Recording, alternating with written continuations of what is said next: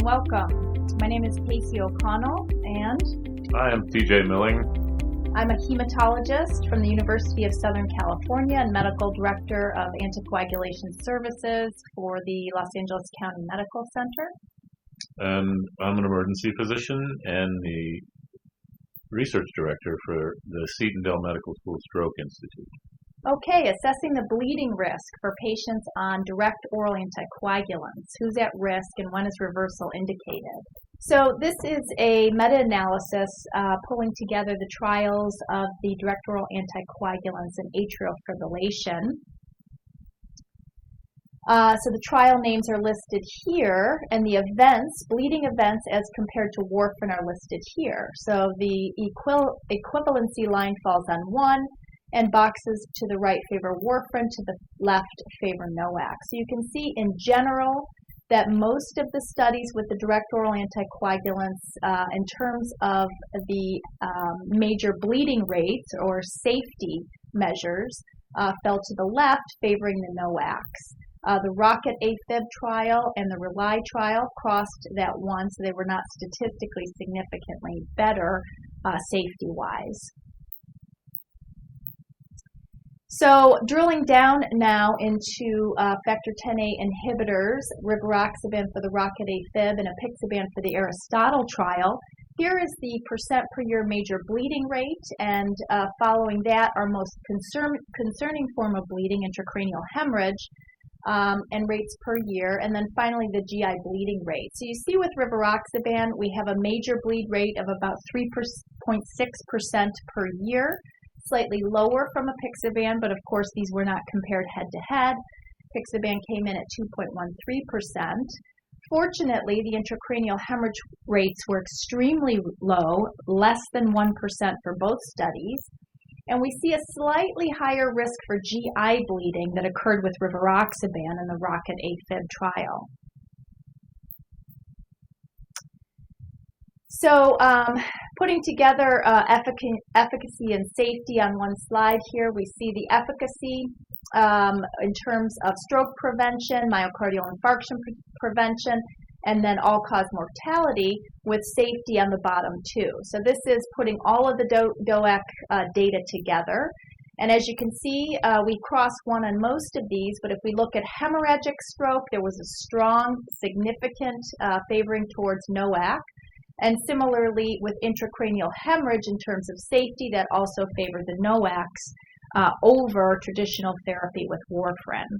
So the endpoints of myocardial infarction and ischemic stroke crossed 1, so we're not statistically significantly different. So we have strong evidence from a lot of trials and a lot of patients tested that these drugs are safe and very, very effective for our patients. But how can we drill down into the patients who really are at risk for bleeding and try to help predict and prevent those adverse outcomes? We've got some real-world data that suggests bleeding rates are at least reflective of what we've seen in the clinical trials. The patients who do experience major bleeding tend to be older, and they do tend to have serious comorbidities like hypertension, coronary artery disease, heart failure, and renal disease. So in the 2010 CHEST guidelines on atrial fibrillation, risk factors for bleeding were discussed. And the focus was really kind of separating out modifiable risk factors from non-modifiable risk factors. Modifiable risk factors are things like blood pressure out of control, so systolics greater than 160, labile INRs, using other medications like aspirin or NSAIDs, which increase the bleeding risk when combined with anticoagulation, excessive alcohol intake, an important one, an appropriate choice, of course, of oral anticoagulant therapy. As compared to non-modifiable bleeding risk factors, which are patient-based factors that we can't change, such as age, most studies suggest greater than 65 is a significant risk factor. Some have mentioned greater than 75. Prior history of bleeding also statistically significantly impacts the future risk of bleeding. Renal impairment, liver impairment, as mentioned before, malignancy, which is a risk not only for arterial venous events, but also for bleeding. And then prior smoke, small vessel disease, and other comorbidities. These biomarkers have been tested, things like GDF-15, cystatin C, cardiac troponin, high sensitivity, type T, and von Willebrand factor.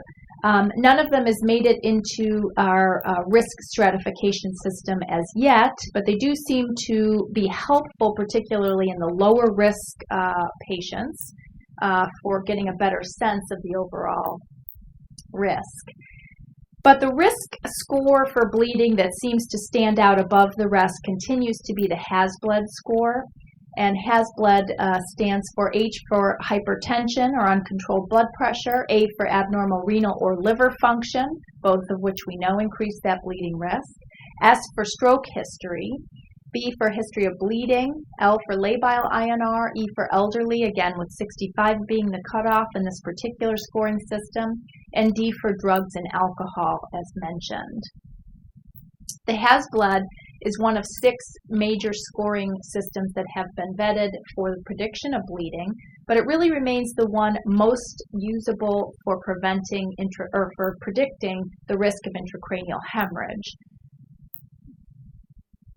So in making the decision to start anticoagulation, the question is, how do we take these different risk factors into account, and how do we balance the risk of bleeding with the risk of stroke? It's a good question.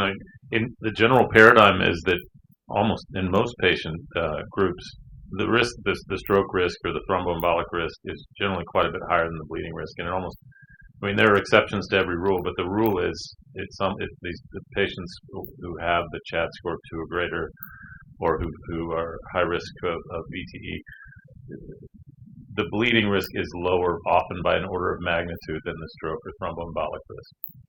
Yeah, and that seems to be the feeling on most of the guidelines that's expressed, that patients who have a high bleeding risk score shouldn't be prevented from going on anticoagulation, but perhaps followed more regularly.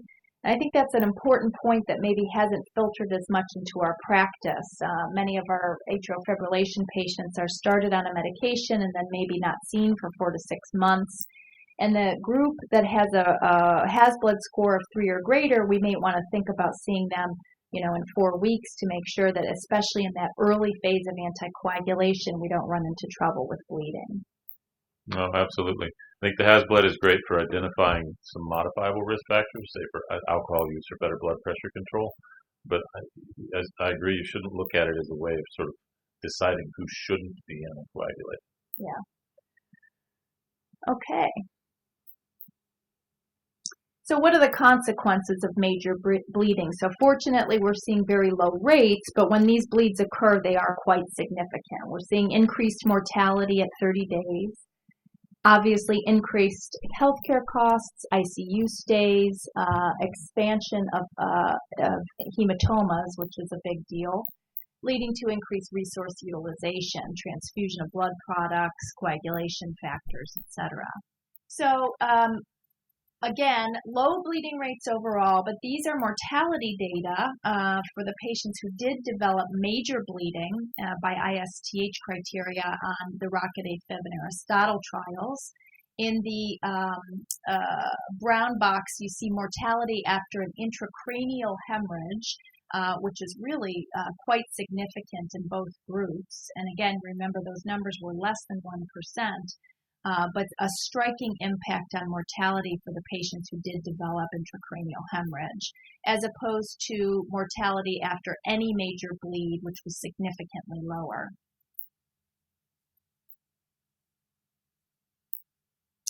So one of the set of guidelines was the American College of Cardiology Expert Consensus Decision Pathway on how to manage bleeding for patients on DOACs. And the key first step is really to assess how severe the bleeding is. Is the bleeding at a critical site? And of course, and I think probably in the emergency room, your first question is the patient hemodynamically unstable? If we have a clinically overt bleed with a hemoglobin that drops by more than 2 grams or the patient needs more than 2 units of packed red cells, that's considered a serious bleed.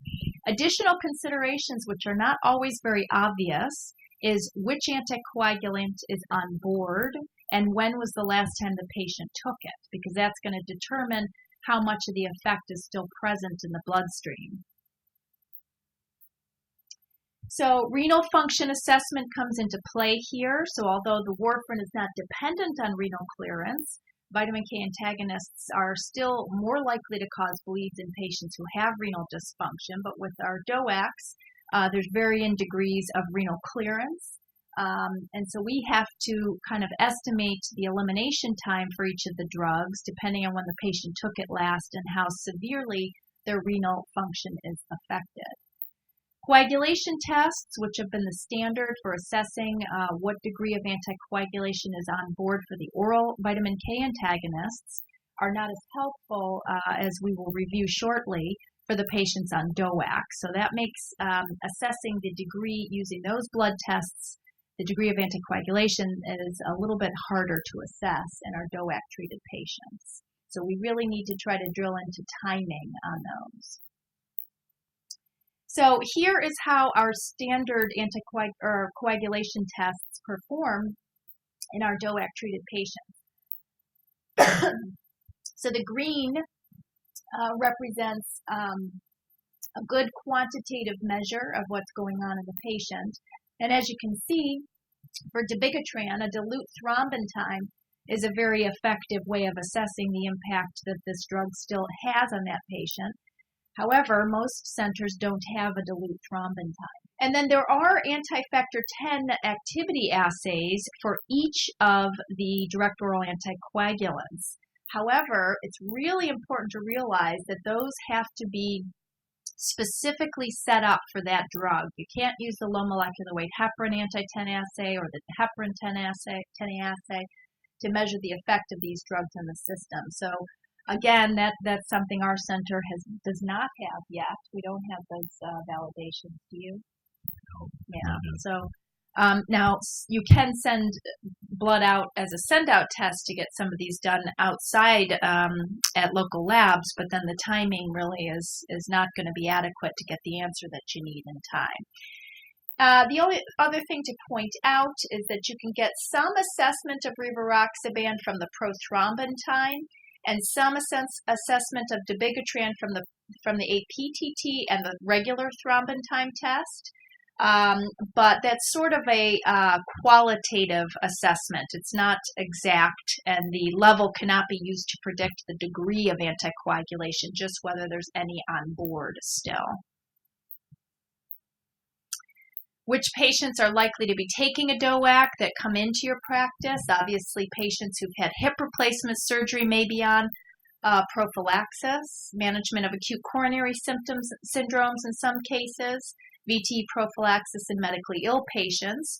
But the biggest number statistically are going to be the atrial fibrillation patients and the patients who are being treated for venous thromboembolic disease. As you probably know, some of our patients with unprovoked VTE end up on long-term therapy, which fortunately the bleeding risk goes down over time, but it remains an issue, particularly if you add trauma to the picture. So we have a new set of guidelines from CHEST published just this year with regard to atrial fibrillation management with anticoagulation.